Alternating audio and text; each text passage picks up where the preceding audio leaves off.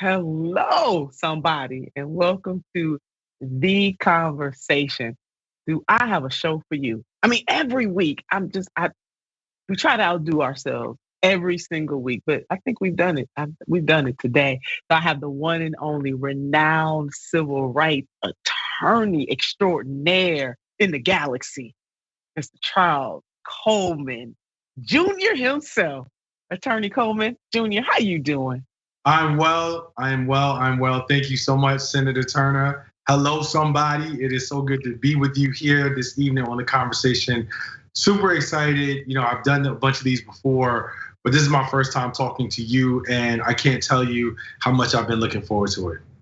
I am so excited to be here with you. You have been lighting them up on mainstream media. I love to see it. It is really refreshing to have a group of truth tellers, and I believe I'm in that family too, who Absolutely. actually go on mainstream media and tell it. My grandmother used to say, tell it like it is.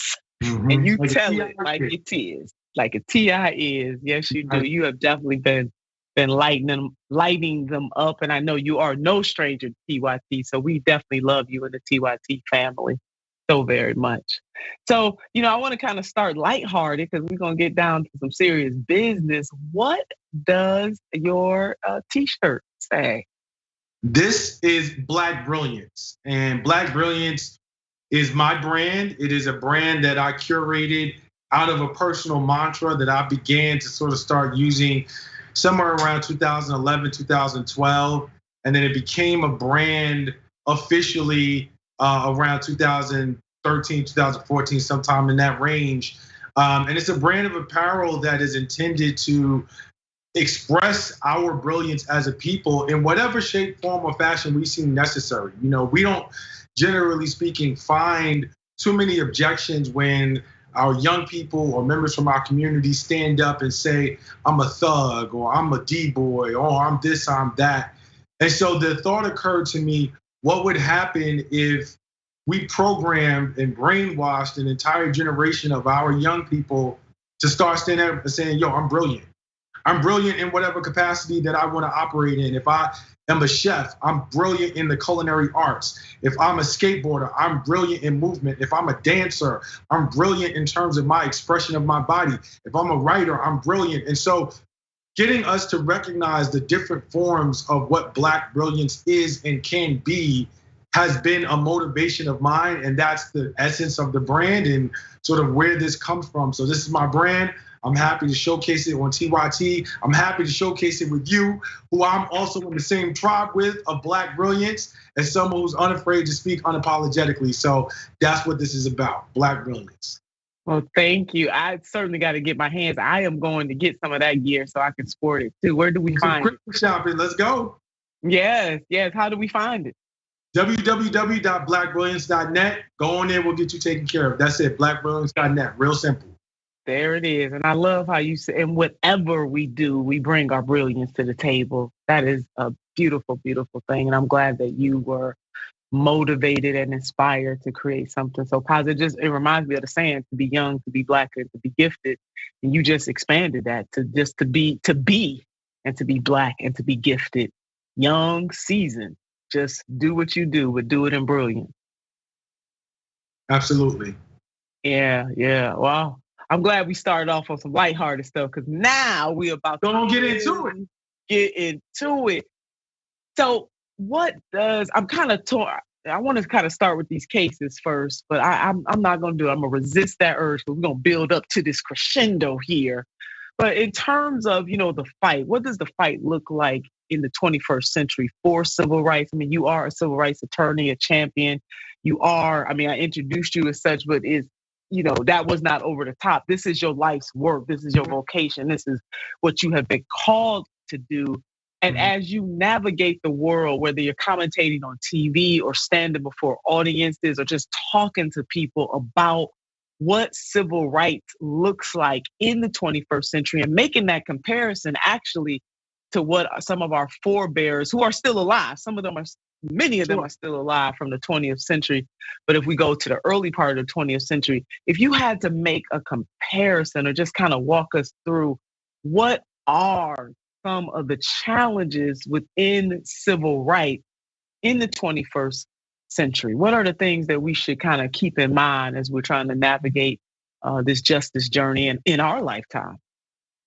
I think about this question often because it's a question that I get a lot in my travels. People always ask, well, what should we be doing and how are things different and what does the future for our civil rights fight look like? And I have a number of different answers. The first answer is it looks very similar to the fight that we have been engaged in consistently since the peak of the civil rights era. In fact, I would argue that many of the same tactics and strategies from an ideological place need to remain in place, but we need at this point to double down on them in terms of our boldness and our audacity. Because what people have to understand is that the conversation about civil rights and the push for equitable spaces, the push for inclusion, the push for us to get what is owed to us is ever present. It may not necessarily have the same language, but it is just as insidious as it has always been throughout its entire history. And so it requires us to keep our foot on the gas. Now, in the space that we're in presently, one of the biggest pieces to that is understanding the journey that has been thus far. Too many of us do not understand the history of civil rights and our fight for civil rights in America. And that's by design. We know that because we see what is being done to school curriculums and in institutions of learning across America. We see the pushback against things like critical race theory, which is simply American history. We see people trying to keep you from understanding that history in a way that's going to arm you and inform you. So that's the first thing that I think is necessary, having a clear understanding of what the journey has been thus far. I think after that, and this is going to be very controversial, but I'm going to say it anyway, foundational Black Americans have to get to a point where we are comfortable pushing back in leftist progressive spaces that have weaponized inclusion and diversity as a means of diluting the voices of foundational Black America. I'm going to say that again. We as foundational Black Americans, American descendants of slavery, if you will, have to get to a point where we are comfortable having the uncomfortable conversation of pushing back in leftist and progressive spaces that have prioritized inclusion and diversity and almost weaponized that as a means of diluting our voice and our power in order to be able to say, no, we have to prioritize the things that are germane to our community. We cannot allow the notion of intersectionality and inclusion to carry the day when that has simply resulted in our concerns being diluted and pushed lower and lower to the bottom. And then, Attorney Coleman, I would say when you say leftists, in those spaces, let's go a little deeper on that because I'm kind of you want to probe. I'm tracking with you, but I want to see if we on the same track or we just adjacent to one another because that weaponization is something that I'm very concerned about as well. And I'm concerned about the Black community in particular being used in ways that does not advance the cause or causes of Black people as an entire community. That bothers me. And I do understand very clearly that women, we need our own thing sometimes. The bros need their own thing sometimes. But what I have been seeing very clearly over the last few years, particularly on the Democratic political side, because the Republicans just don't give a bleep, bleep, bleep, is this separation, if you will, of Black women from Black men in ways that are not edifying. When historically we have been on a justice journey, maybe having some family fights along the way together. And I believe that we should continue to have those family conversations together and not allow any entity, that's a political party, etc., to separate us from each other as we continue to climb this mountain that there always going to be another mountain for us to climb when it comes to justice, and particularly when it comes to anti-Blackness. Racism certainly is one thing, and there are lots of other communities of color who have to deal with racism. But there is racism and there is anti-Blackness, and those two things absolutely go together. And sometimes our so-called allies don't get that. So when you talk about foundational Black people and what that means for us, and how we, in my opinion, are allowing these systems to use us in ways that do not edify our community for the long term. That's exactly right. I think when you look at leftist politics, when you look at progressive politics, if you pay attention to the groups that typically align themselves with the left, that align themselves under the Democratic tent, if you will, keep in mind there's a conversation about progressives and then a separate conversation about immigrants. There's a conversation about progressives and then a separate conversation about the queer community and our brothers and sisters in that space. There's a conversation about progressives, and then there's a separate conversation about Latino Americans and our Latinx brothers and sisters because of the growing demographic that is there. There is not the same separation and individualized conversation on the left in a meaningful way. I'm not talking about in a performative way. I'm talking about in a meaningful way around Black America. And how do we know this to be true? We know it to be true because during the Democratic primary, for example, every candidate was polled and asked questions about reparations for Americans descendants of slavery. That conversation has evaporated into thin air. We know that because in large part, police reform has been viewed, which is already problematic in a number of ways, but we can talk about that at a different era. Police reform has been viewed as a policy measure primarily enacted or to be enacted for the benefit of Black Americans.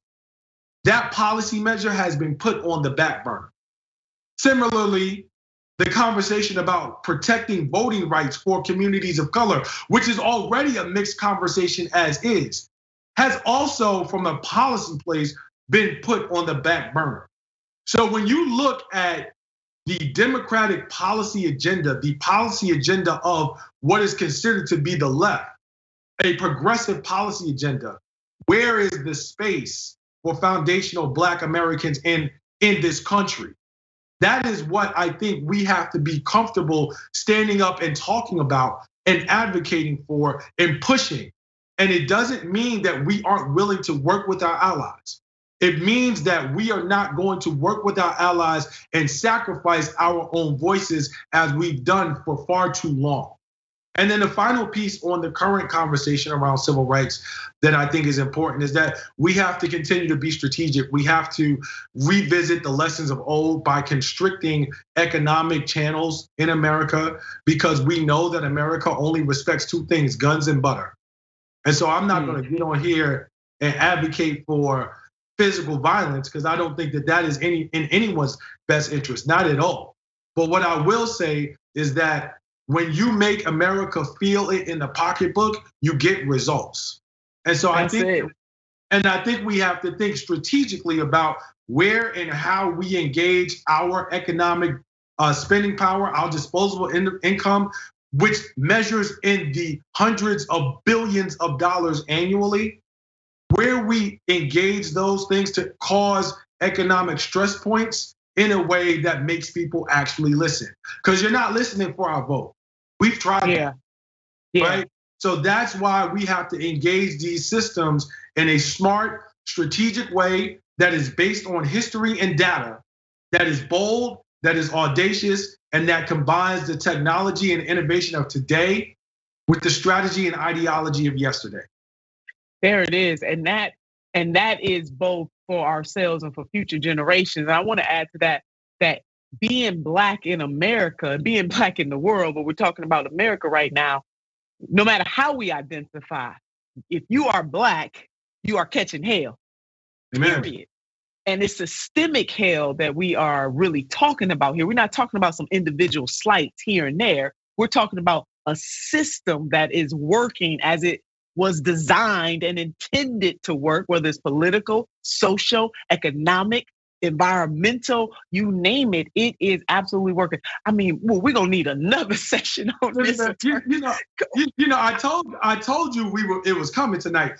The thing that is so important for allies who may be watching to understand in terms of where we are and why people may watch this and say, we got this black woman and this black man, and they really are aggressive in this conversation.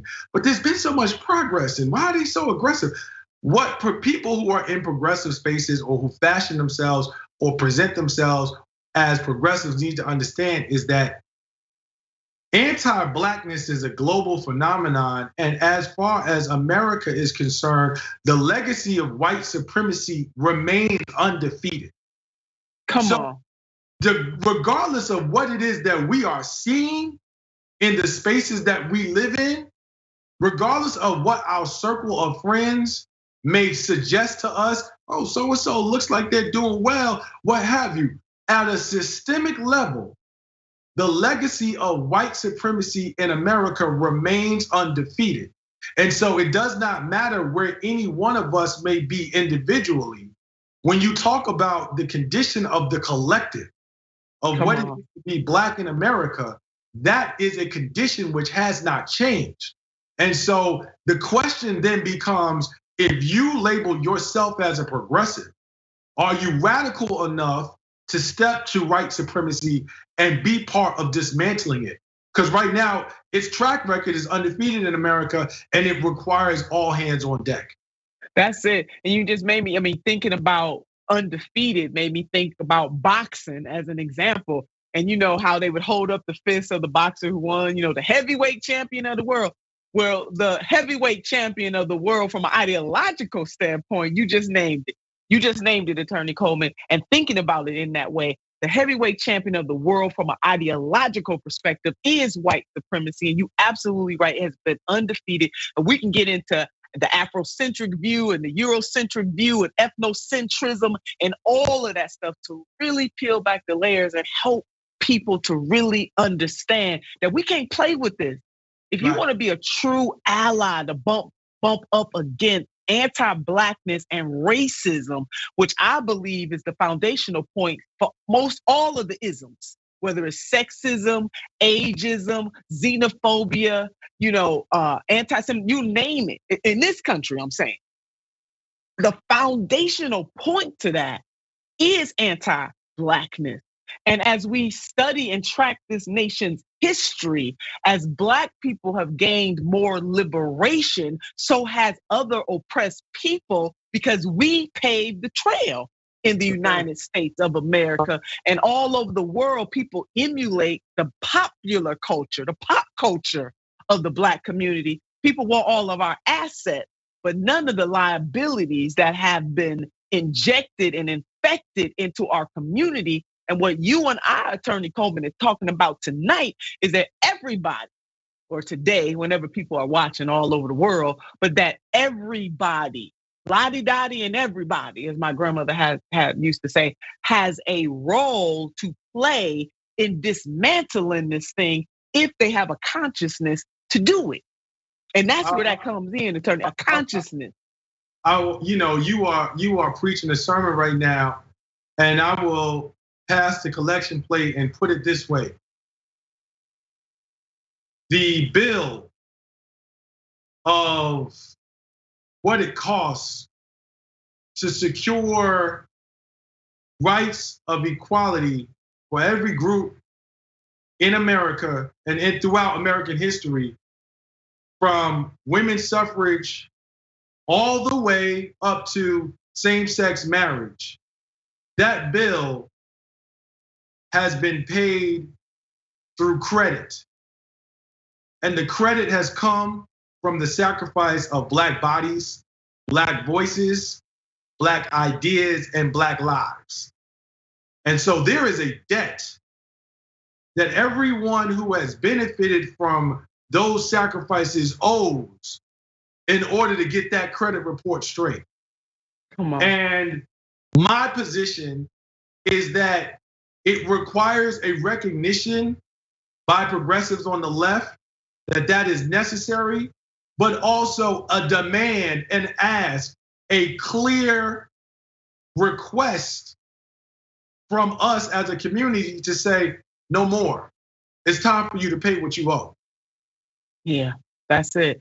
It's a debt. It's a justice debt that everybody got to be in on. Everybody has to be in on. So, oh my God, I'm serious. We got to do this again. Now, I gotta, ask you about these two cases, but I'm just feeling something. You made me think about when Minister Malcolm X gave that speech, the ballot or the bullet. Yes. And he was not. That's why I got it. He was not advocating for violence for the sake of violence, but he was putting this country on notice. First, identifying, without mincing words, the conundrum, the problem, the essence of what was wrong, and then saying to this country, you got some choices. It's either gonna be the ballot or the bullet, because the powder keg that is building up.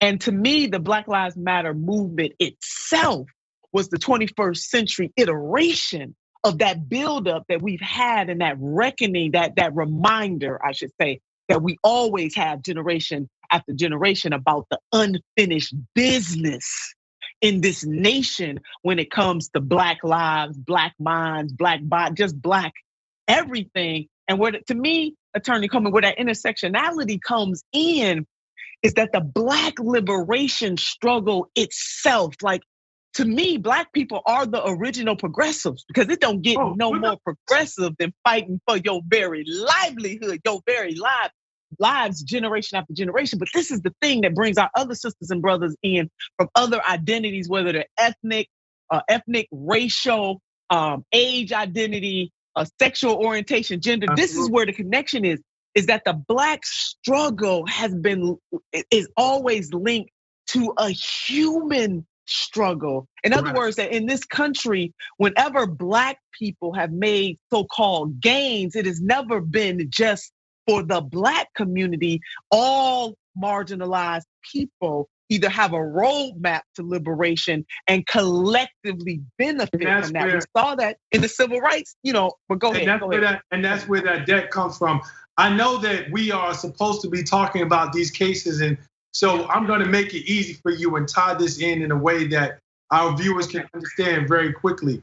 Please.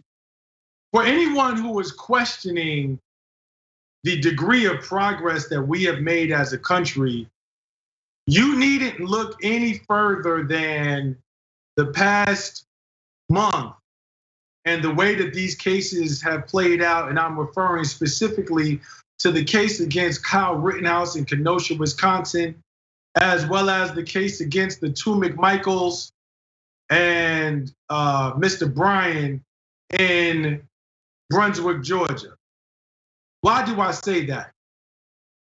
In 1854, I believe it was, the Supreme Court made a decision in a case called Sanford versus Dred Scott. Yep. In that case, the Supreme Court held that the Black man had no rights, which the white man was bound to respect. Yeah. What did that do? It effectively codified the system of white supremacy in such a way that placed white men at the top of the totem pole. It essentially gave white men free reign of society over pretty much everything and everyone. And the whispers of that case can be seen throughout both the Rittenhouse trial and keep the fight. And let's not be afraid to do the hard work that is necessary to ensure that justice reigns supreme for all of God's creation.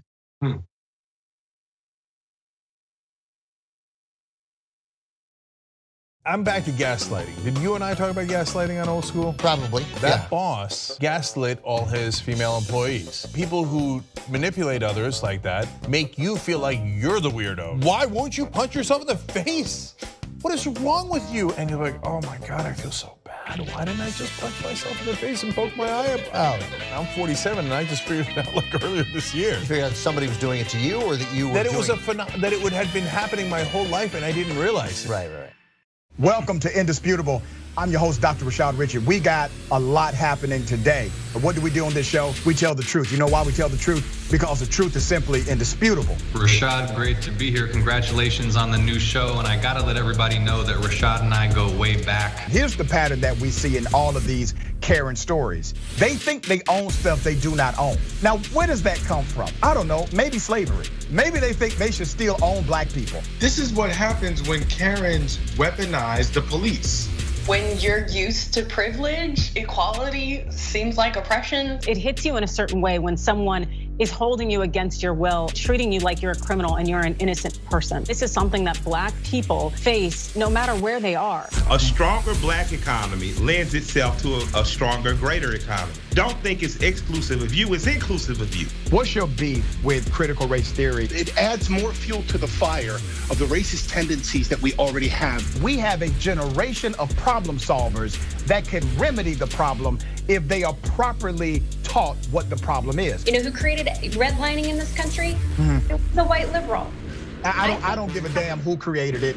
If it's a racist policy, Shelley, here's what I don't know.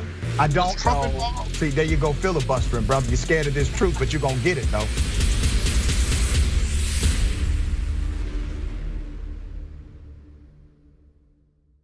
Do all of you know the Young Turks?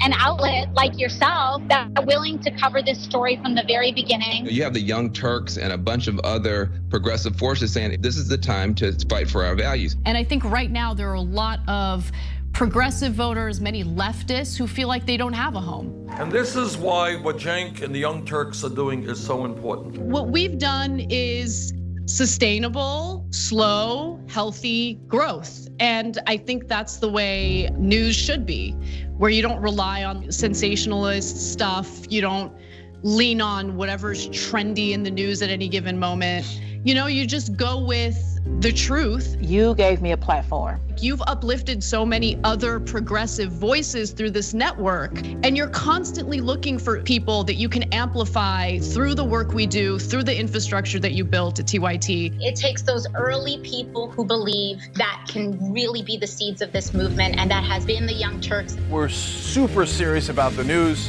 We also managed to do it in a way that is fun and lighthearted. We're not TYT, you're TYT.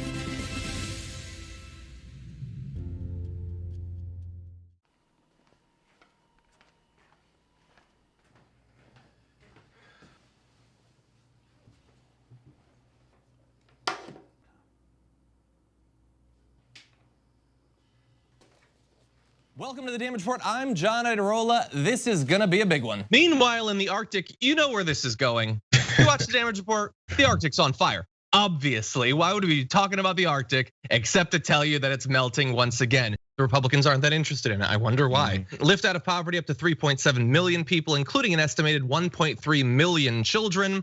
Hashtag save the children? Not if it costs money.